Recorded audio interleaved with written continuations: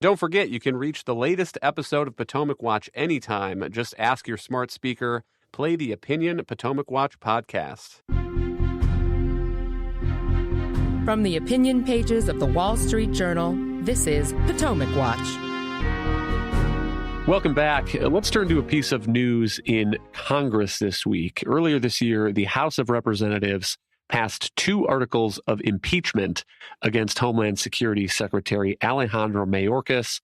Article 1 for willful and systemic refusal to comply with the law, and Article 2 for breach of public trust.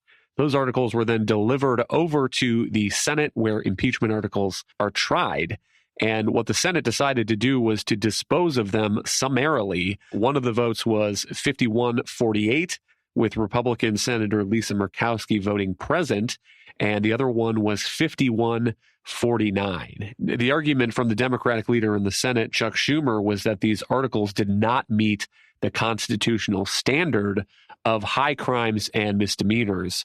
But let's listen to a piece of the House Speaker, Mike Johnson, and his disappointment at the Senate's move. There should have been a full trial.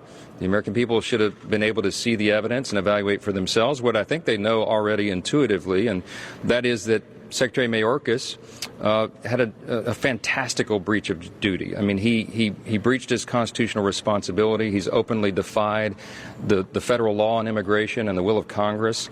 In my view, he has lied on multiple occasions to Congress under oath, and I think he's done it to me when I used to serve on the House Judiciary Committee. In my view, I believe, my evaluation is he's probably the least effective and I think most dangerous in terms of his policy implementations of any cabinet secretary in the history of the United States. Bill, what do you make of this as a political end to the impeachment push for Secretary Mayorkas? Well, we knew it was coming, wasn't going to result in a guilty finding. It's lamentable. I actually think you can make a case for impeachment for dereliction of duty. I do think you can make that case. I think that prudence would say it was not wise to bring that in the circumstances, meaning a Democratic Senate that would never convict, and also all the other investigations, the impeachment for the president, all the other things going on. It's just a lot of freight to put on Congress at this time. And I think the Republicans probably would have been better off interviewing him, printing their findings, than leaving it to the people to decide. The Republicans are winning on the immigration issue. I don't know that impeaching Mayorkas, like finding him guilty, would make much difference to that. To my eye, it looks like another exercise in defining down the constitutional power of impeachment. And part of it is the political case that Bill just made, that if you have divided government and you have a Senate that is no way, no how going to convict Alejandro Mayorkas, then what are you doing sending an article of impeachment over there? The other piece of it from the House's perspective, though, is just that Alejandro Mayorkas, the Secretary of Homeland Security, what he's doing is he's executing the policies of President Biden. And I agree that President Biden's border policies have been ineffectual and have been damaging to the country. But that's on President Biden. That is not on his Homeland Security Secretary. And the Republicans need to make that case in the election that is coming here in a matter of months to replace President Biden. And on the Senate side, Monet, though, it is a fascinating precedent now of taking an impeachment article that has been passed by the House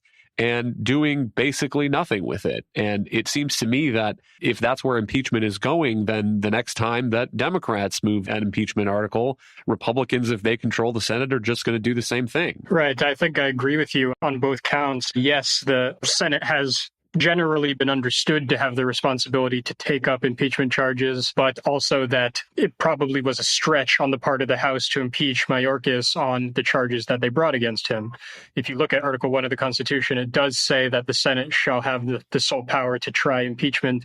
It doesn't say that they must do that, but historically, when presented with charges, they have always taken them up and rendered a verdict, much in the way that a jury considers the charges that come out of a grand jury indictment They believe that they have a responsibility to sit, and they also have the ability to structure the nature of the trial. And so if they wanted to do it in a shortened or expedited version because they believe that that's all these charges merited, they could have done that. But as you and Bill were saying, they did take a fairly unprecedented step in dismissing them without actually weighing evidence. And that hurts them politically because it suggests that they aren't taking seriously the charges that were made against Mayorkas and the Biden administration's handling of the border. And it also is something that is going to create a foundation for the same thing to happen again, perhaps when more serious charges are brought against a sitting officer of the United States. And so we could be descending into a situation in which houses are very quick to impeach, but when the Senate is controlled by the opposite party, that doesn't actually get taken up and heard, which could be a dangerous situation. The issue will be handled eventually in November. Republicans are going to keep making their case that Biden and Mayorkas mishandled the border and are going to be running on that and making the case before voters, as they ought to. I think that the whole impeachment process was really just a move to aid that. They didn't think it was enough to be repeatedly saying that Biden has led to the biggest influx of illegal immigration in this country's history, but wanted to show that they had taken action. And impeachment is something that they felt that they could reach for in order to get that message across to their supporters.